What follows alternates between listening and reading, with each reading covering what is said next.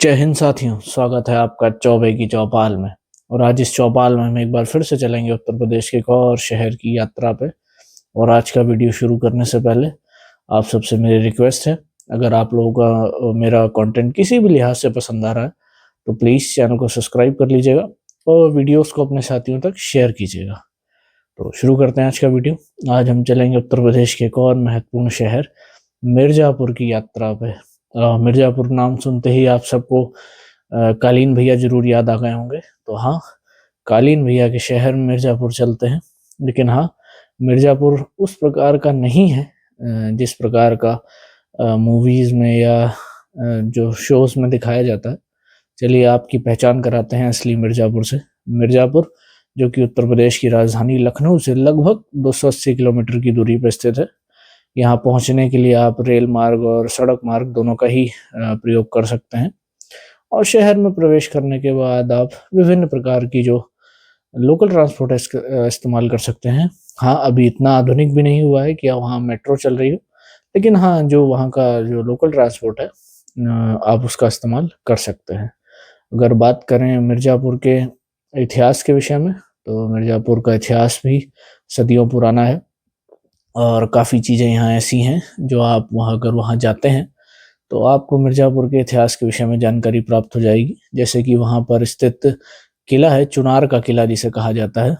वो मिर्ज़ापुर की ऐतिहासिकता को दर्शाता है और इस किले की ख़ासियत ये है, सबसे पहले तो वो गंगा नदी के किनारे मौजूद है और इस किले में आपको 3 प्रकार की कह सकते हैं शिल्प कला देखने को मिल जाएगी। पहली हिंदू शिल्प कला, दूसरी मुगल कला और तीसरी अंग्रेजी कला। क्रिकेट में जैसा कि मुझे खबरों से पता चला है, जितना मैंने रिसर्च किया कि अब इसको एक होटल के रूप में कन्वर्ट किया जा रहा है। इसकी जो एक ऐतिहासिकता है उसको बनाए रखने के लिए या किले की मेंटेनेंस को और अच्छी तरीके से करने के लिए इसको एक होटल का रूप दिया जा रहा है और इसके ऊपर कार्य चल रहा है। देखिए आने वाले समय में इसको एक हेरिटेज होटल के रूप में आप सबके समक्ष प्रस्तुत किया जाएगा। फिर अगर बात की जाए हमारे मिर्ज़ापुर के प्रमुख उद्योगों के विषय में, तो कालीन का उद्योग, वो तो आप सब मूवीज़ देख के अपने आप ही समझ गए होंगे कि यहाँ का जो प्रमुख उद्योग है वो कालीन का उद्योग है और यहाँ पे विश्व विख्यात कालीन बनाई जाती है। प्रदेश में नहीं, देश में नहीं, दुनिया भर में जो भी लोग कालीन पसंद करते हैं उन्हें मिर्ज़ापुर की कालीन की बड़ी डिमांड रहती है और यहाँ से भारी मात्रा में कालीन का एक्सपोर्ट भी किया जाता है। इसके अलावा अगर बात की जाए तो मिर्ज़ापुर में जो लकड़ी का सामान है, लकड़ी के खिलौने बनाए जाते हैं, पत्थर की मूर्तियाँ बनाई जाती हैं, वह भी काफ़ी अच्छी मात्रा में यहाँ से उसका बिज़नेस चलता है। और यहाँ पे कुछ मात्रा में यहाँ पे पीतल के जो कार्य है उसको भी किया जाता है, पीतल के बर्तन वग़ैरह यहाँ बनाए जाते हैं। और आगे अगर बात की जाए तो यहाँ पे आपको हस्तशिल्प का बड़ी मात्रा में उद्योग यहाँ आपको देखने को मिल जाएगा और जो कपड़े के ऊपर बुनाई की जाती है या कढ़ाई की जाती है जिसे कहा जाए, तो वो भी मिर्ज़ापुर की काफ़ी प्रसिद्ध मानी जाती है।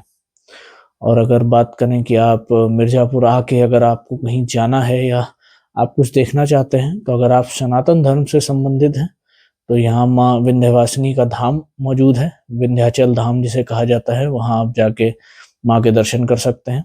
इसके अलावा चुनार का किला मौजूद है, जिसके विषय में मैंने आपको बताया अभी। इसके अलावा यहाँ टांडा जलप्रपात मौजूद है, जो कि शहर से लगभग 7 से 10 किलोमीटर की दूरी पर स्थित है। वो यहाँ का मुख्य पर्यटन स्थल उसे कहा जाता है। वहाँ जाके आपको काफ़ी अच्छा महसूस होगा और आप अपने परिवार के साथ एक अच्छा समय वहाँ बिता सकते हैं। बेहद ही खूबसूरत लगता है देखने में और बहुत से लोग वहाँ अपने परिवार के साथ जाते भी हैं। और मिर्ज़ापुर हमेशा से ही मुगल काल हो या उससे पहले से भी या अंग्रेज़ों के काल में या आज भी आधुनिक भारत में कहीं न कहीं भारतीय राजनीति या प्रदेश की राजनीति का केंद्र रहा ही है। और ये तो आपने जो शोज़ हैं या मूवी हैं उसमें भी देखा होगा। हाँ, उसमें कुछ हद तक चीज़ें डिफरेंट तरीके से दिखाई जाती हैं, लेकिन हाँ, मिर्ज़ापुर हमेशा से ही भारतीय राजनीति या प्रदेश की राजनीति का केंद्र बना रहा है। और मुख्य रूप से मिर्ज़ापुर अपने कालीन उद्योग के लिए ही जो देश और प्रदेश में विख्यात है।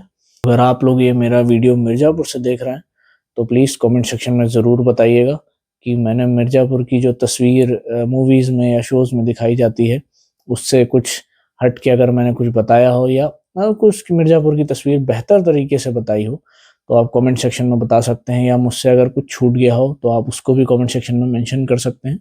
बाकी अगर आप लोगों को मेरा कंटेंट अच्छा लग रहा है तो प्लीज़ चैनल को सब्सक्राइब करिएगा, वीडियो को लाइक कीजिएगा और ये वीडियो अपने मिर्ज़ापुर के साथियों तक ज़रूर शेयर करिएगा।